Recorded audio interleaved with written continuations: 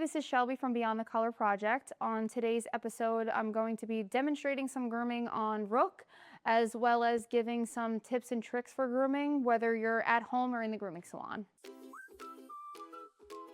When I start working on a puppy, the first thing I want to start with, depending on the puppy, is what I find to be easiest, because I know by the time I get to their head, they're going to be tired enough that they won't fight me as badly. So with him specifically, I'm going to start with his feet because he's used to his feet being touched. I don't have a plan necessarily for his feet. Really, the reason why I'm doing clean feet, poodle feet on him now is for training purposes. I've already shaved out the main part of his pad so I can expose and see what's going on underneath. When you're shaving out poodle feet specifically, you need to be careful not to touch in between those toes where they have the padding or the web toeing. I know, bud. You have to make sure that you don't shave in between his toes and hit that web padding or that web foot. If I do hit that with my clipper, that's exactly what's going to cut him. The biggest tip I would say for shaving feet is it's kind of like playing pool. You have to use your angles. So I know he has a smaller foot and I can't hit this area. Tip your clipper so you're not hitting that foot, because if you go all the way in, you're going to hit it. But angle your clipper so that you can hit that spot where you want to shave without hitting in between their paw pad. I'm going to give him a clean face at this point in time. Once again, I don't know what I have planned for him later on in his life, but doing a clean face on him at this stage in life is specifically for training purposes.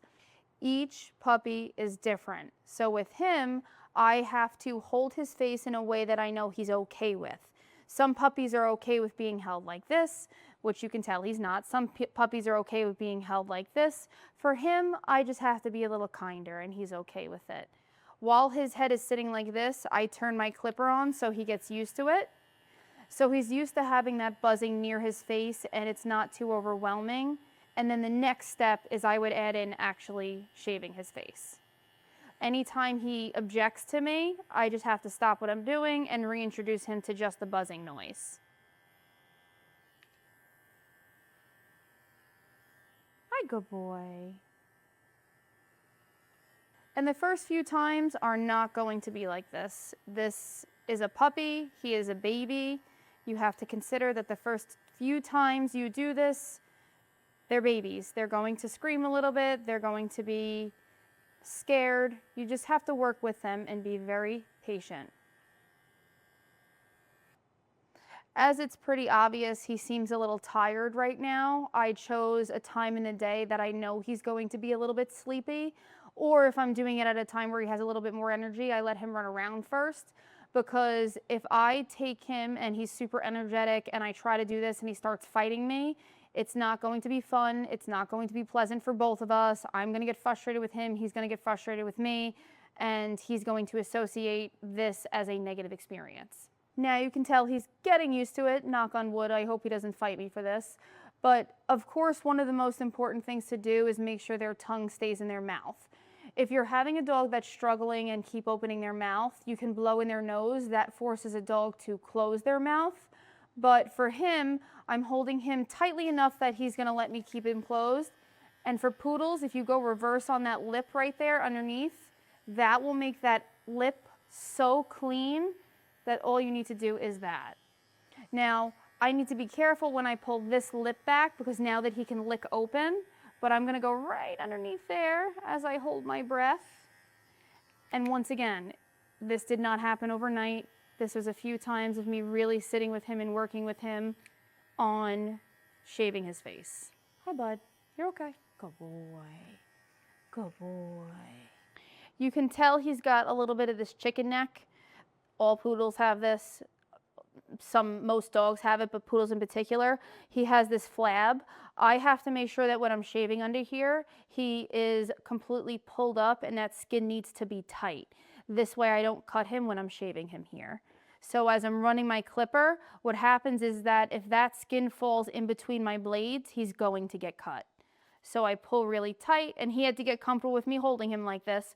I pull that really tight, and I shave that flat surface.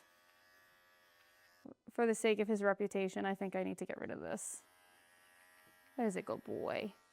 As you are working on your dog, shaving them anywhere, you need to consistently be checking the temperature of your blade. Blades are two pieces of metal moving back and forth, and that's actually what's cutting the hair. So as those metal pieces are moving back and forth, they're generating heat, and your blade is going to get hot. That is what's going to cause razor burn on your dog. It's uncomfortable, painful. You don't want to give your dog razor burn, so you want to make sure that your blade isn't getting too hot to touch their skin. If you are trying to train your puppy to do these kind of things and you're not in a grooming salon atmosphere, or you don't have a clipper yet, or they're really giving you a hard time in getting used to the clipper, buy yourself one of those automatic toothbrushes, the battery powered toothbrushes, and you're just going to turn it on and let it sit on their head, rub it on their body. This way they get used to that buzzing sound at home, and it builds them up to a clipper being on their skin. This is for educational purposes. I'm sorry that we're going to have to flash everyone. I talked to him and he's okay with it. So when it comes to shaving a butt, first things first, you are not using the same clipper or blade on their butt that you used on their face. Nobody needs pink eye. So when you're shaving a butt, they have little pieces of flesh that is their actual butthole, is the best way to put it. So when you're shaving a dog's butt and you lift that tail, you are never going to take your clipper and run it across their butt in any way, shape, or form. What happens is that the skin on their actual butthole will catch between the blades, and that is what's going to cut their butthole. So whenever you're working on a dog's butthole, you put your clipper right on the outside of each edge, and you go out, out, out, and down. Moments like this are so important, not only for building a dog that enjoys grooming, but also the bond that him and I have together. Don't like that. You have to consider that in moments that your dog is stressing you out or fighting you on something, for grooming specifically, it's not only creating the negative feeling between the two of you, but now he's annoyed and pissed at me, and I'm annoyed and mad at him. So it really is, there's a disconnect there. Getting your puppy tired or catching them at nap time to do something like this is so important. That is the basis of creating an environment to grow from.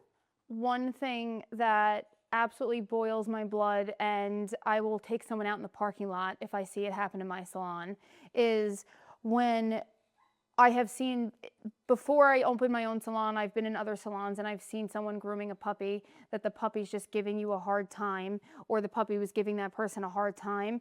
And rather than taking a moment and giving that puppy a break and you taking a break, I've seen someone just ripping at a puppy and fighting them. And I've literally seen groomers whack puppies with either shears, scissors, or a clipper.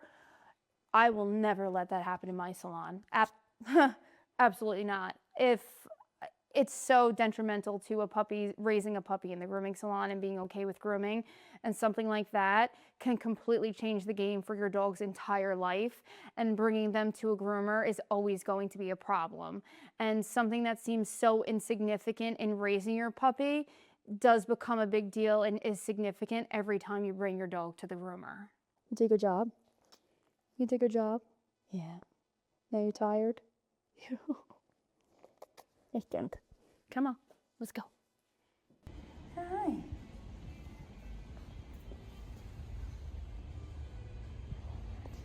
Good boy.